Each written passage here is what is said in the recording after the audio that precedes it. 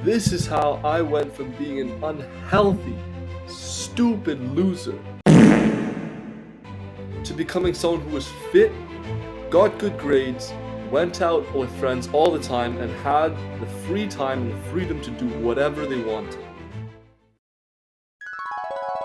I started my freshman year eating lunches on the road or squishing onto park benches with people who clearly didn't even want me there.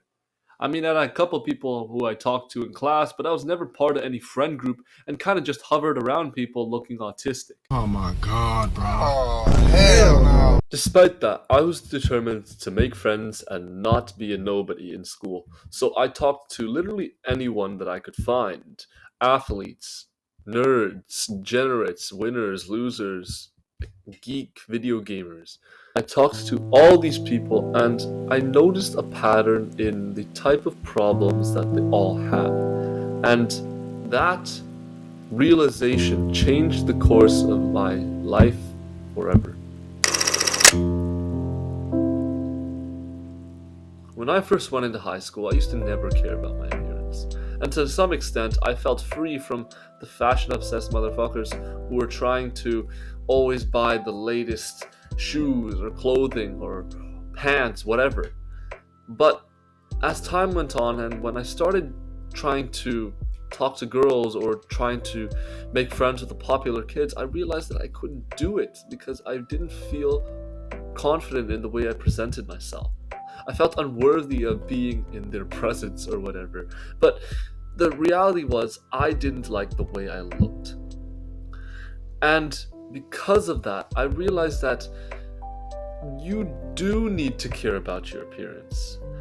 And I became so obsessed with my looks and talking about, oh, my genetics are bad, my hair genetics are bad, why am I so ugly? But after I got through that phase of hating myself, I went to the gym and I started building an aesthetic body.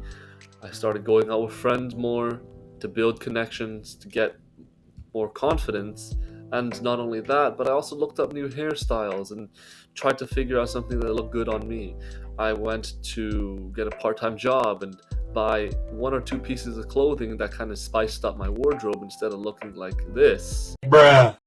And so the moral of this story is that you don't need to be obsessed with your appearance, but appearance does matter. Not for other people, but for yourself. It's a way to tell yourself or show yourself that this is the level of self-respect that you have, this is the level of confidence that you have, and that will carry into all the activities, all the social interactions especially, but all the activities that you'll do. Because if you go around dressed like shit and look like shit, it's going to rub off on you in some way or another. Once I started to fit into the high school life a little bit more and kind of get more status because I started dressing better and talking to more people and being more confident, I started becoming very paranoid and developed this fear of missing out on like hangouts and activities that other popular or well-known schoolmates would do, because I did so much to get to the level of status that I'm at now that I gotta make sure I stay relevant. And because of that, it ended up making me extremely occupied with going to every single hangout or every single event that different people are planning. And it got so bad to the point where I was literally coming home at 7 to start doing all my schoolwork. And as you can probably guess, my grades started to drop, my parents started yelling at me, and honestly, once you've hung out with the same people more than twice a week, it's like, and what I realized from these amazing trips that I always see on Instagram of people, looking like they're having the time of their lives, is it's actually not that deep.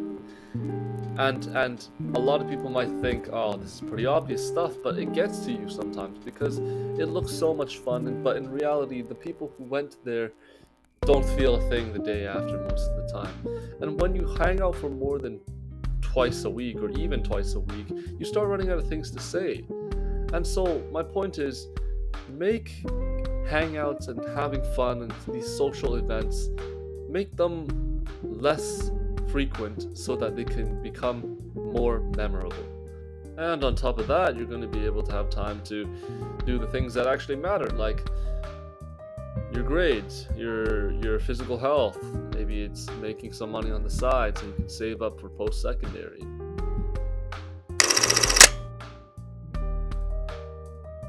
Once I got past that stage of my life, I became very excited because now I had all the free time I needed to do actually productive things. And I worked harder in school, but aside from that, there was nothing that was actually very interesting to me. Now, don't get me wrong, I did do better in school. I went from getting an overall average of like 92 to 93 to boosting it to like 95 to 96. But apart from that, I felt empty inside, which was strange because the whole time, and if you'll notice in the last two stories, I felt miserable, but this time I felt happy, but even more empty than before. And the reason why was because you'll notice in the last two stories that I told you, I felt a dying need to satisfy something that was missing in my life. For example, in the first story, it was my appearance. I needed to make my appearance better because I felt shit otherwise. Or in the second story, where I needed to go out with friends and stay relevant, otherwise I would feel like I was falling off and in other words, I would feel like shit. But in this instance, I felt happy, and I never had felt more secure in my life than before, yet I felt so much more empty and unfulfilled. And I realized I was lacking a purpose. Now, I don't like to say that word because there's a lot of these self-improvement people who are just like you throwing the word purpose around, making it seem like such a big deal. But for me, it's just something that, like a goal that you want to occupy your time with right now, and one that's actually like not like retarded. Like if your goal or your purpose is to like get to Diamond in Valorant, like you can go like fuck yourself.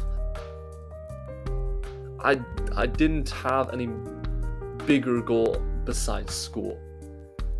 And I realized that even though you can be happy and you can feel secure, if you don't have something beyond what you're doing right now, if you don't have a goal that's, beyond the things that you're doing right now, life will feel very empty and very miserable, and you just be existing and not living, if that makes sense.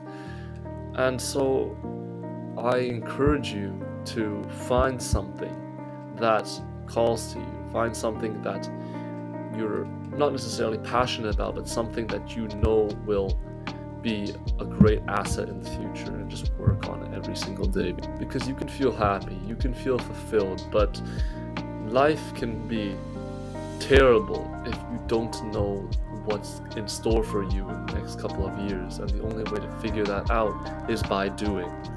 Now, if you want to figure out, what is my purpose or what is my next big goal, I encourage you to watch this video over here. It'll tell you everything about how I was able to find mine and how you can find yours.